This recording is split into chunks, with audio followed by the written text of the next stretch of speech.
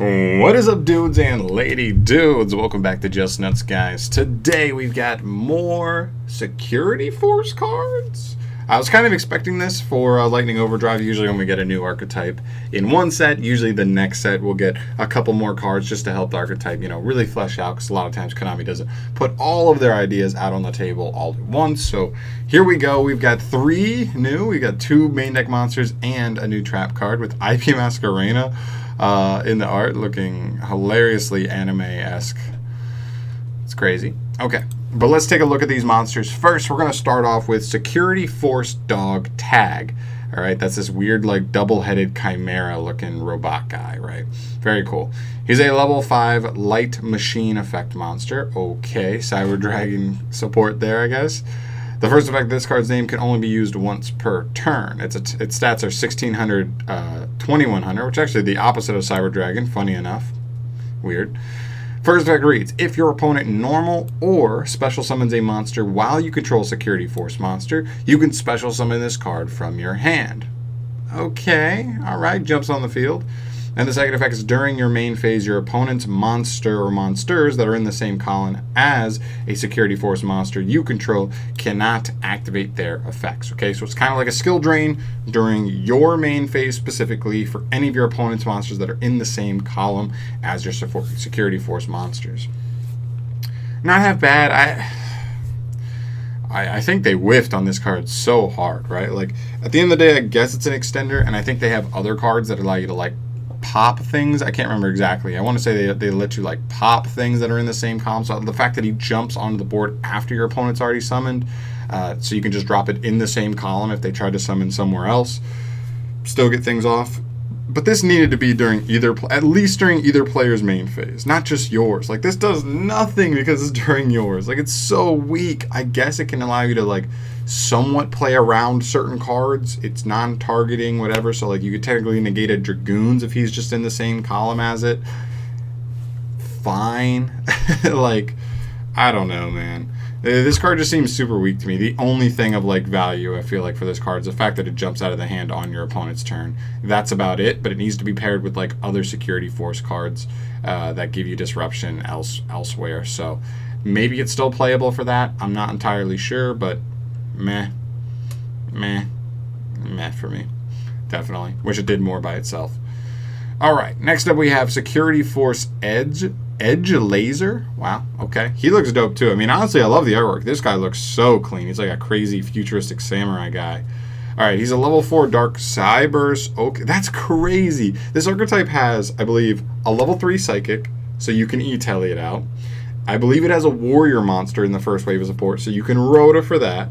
And now we have a Cybers monster, so you can Signet Mining for this. Literally, you can use like all the best search cards in Yu-Gi-Oh! In this archetype. It's crazy.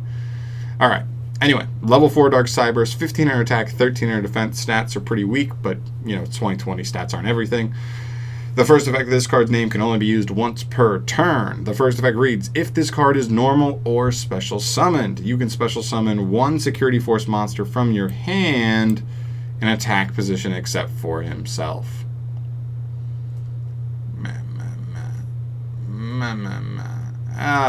This guy's not so good either, in my opinion. Like, okay. All right, whatever. So let's read the other effect and we'll talk about it. Monsters your opponent controls in the same column as Security Force monsters you control cannot be used as material for Link 3 or higher monsters. Yeah, this card's some dookie. This card's straight dookie. Okay. The first effect. Okay. We already have Tour Guide in the game. Back at 3. And you know how many decks are in the meta that play Tour Guide? Literally donut, right? People, I don't think Tour Guide's a bad card. I just think a lot of people would agree it's a very, very frail card, right? Like, so many hand traps in the game. Just stop Tour Guide. One hand trap, and your Tour Guide plate is done. And if it's something like Gamma, I mean, you don't even keep the body on board, right? So that's pretty rough. This card's kind of the same, but it doesn't even have the ceiling. It doesn't even have the ceiling that Tour Guide has. At least Tour Guide's ripping stuff out of the deck. This guy only pulls stuff out of the hand. That's not even that good. Man, that's rough. The only thing I could think of with this card is if going second, you could like summon him and then use him to pull the dog out of your hand. so that like the dog summons in a zone, and then you have them in like the zones of monsters your opponent controls, and then still have extenders, so that like, okay, now your opponent's monsters are negated, and now you can kind of try and play around like through the negates, I guess, but you also have to rely on that resolving, and what are the chances of that really? And this floodgate effect is terrible. If this said they can't use it as link material, period, then maybe this card's interesting, right? Because maybe you just summon this, maybe you not even side, I don't know if you're siding this, but like, at least it could come up in matchups like Salamangreat, right? I mean, look at all these combo decks we've seen. Not Virtual World, but I guess it's kind of a hindrance to Drytron. Like, just can't link these off. You gotta just Ritual Summon with it. Not the worst. Versus like what are the combo decks from last format were like Infernoble, which had to go through either Hulk or Isolde. You had Dragon Link, which had to go through like Romulus, Hulk, Linkross, Elpie, all those things. You just say nope.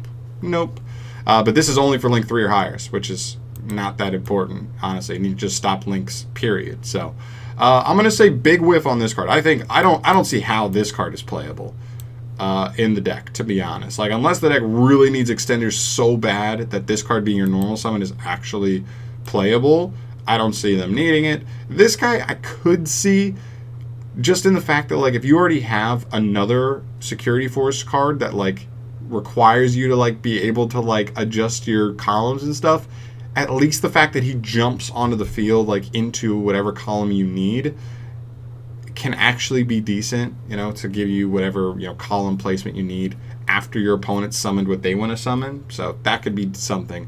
I wish this was either player's main phase. So rough. All right, now we get to the trap. I've already read these before, by the way. These came out last night. This card is the cream of the crop of these three cards, for sure. Anyway, we have Security Force Chase. I think this is searchable. I can't remember. I'm going to have to go back after the video and check with what the archetype already has to see how searchable this is. I mean, it's searchable with Trap Trick. It's a normal trap. You can only use both of its effects once per turn each. First effect reads, target face-up cards your opponent controls up to the number of Security Force monsters you control with different names and return them to the owner's hand. Okay? Second effect reads, if a Security Force monster you control would banish a card from the hand to activate its effects, which a couple of the monsters do, you can banish this card from graveyard instead. So overall, you pretty much just have a disruption trap. I mean, I was kind of upset about this card, but like at least if this card's paired with that, it's an extra name that you can jump on the board to then be able to bounce one, extra card to go from bouncing either 1 or 2 to 2 or 3. And bouncing 3 cards is pretty strong. I mean, it does target, which, whatever, but it's searchable, I think. I can't remember from all the original support, but I do remember liking this archetype. I mean, it's cool. I like the column aspect of it. I was hoping this support would be a little bit better. I feel like if this was just like a tour guide monster and this could just floodgate negate all your opponent's monsters during either player's turn, just always. Any card, like, you know what I mean? That's what it should have been. Should have just been any monster. Should have been like the trap in Mech Knights. What is it? World Legacy. I can't remember which World Legacy card that is. But it should have been like that one. The trap that reborns a level 5 or higher monster and then negates everything in the same, all monsters in the same column as a Mech Knight. It should have been like that, but a monster that also summons itself. Then it would have actually been solid, even though its stats aren't amazing. The defense is decent, but the attack's pretty weak. But overall, I think the trap is where it's at, right? Like, the trap also gives you this to help you have more fuel, resource-efficient plays with your Security Force monsters as is, so you're not having to, banish your own stuff from your hand, which is pretty nice later on in the duel. But mainly, it's just the disruption. I mean, I just think it's a solid disruption. It really is. So that's pretty much it here. I don't think there's too much else going on. Hopefully we'll get more cards down the line. I don't know if we'll get anything else here. I'd love to see, like, maybe a main deck boss monster would be really cool. I feel like that would fit this archetype, right? Like the commander, the you know what I mean? Like the chief of police, whatever, this archetype seems to be like a futuristic, like police force kind of thing. I don't know. That would be cool. But obviously we'll see what happens there. But as far as these cards, the trap is mainly the big one. The monsters, the first monster is okay. This one is a huge whiff for me. I don't think this card's playable at all, but we'll see. All right, so that's going to do it for me here. Obviously, I will keep you updated on any new cards reveals, guys, so subscribe to the channel if you want to see reviews on new cards as they come. And keep an eye out because we got 20 cards from Blazing Vortex, the TCG exclusives, coming in probably the next 2 to 3 weeks. Also, we'll get the last, 30 to 35 cards for Lightning Overdrive before the OCG gets it early February. So same thing, 2 to 3 weeks we'll get 35 cards from there, 20 cards there. We got like 50 to 55 cards coming in the next 2 to 3 weeks. You know I'm going to be on it. You know I'm going to bring you videos every time those drop.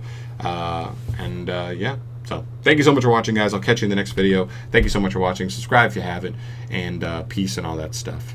Mwah!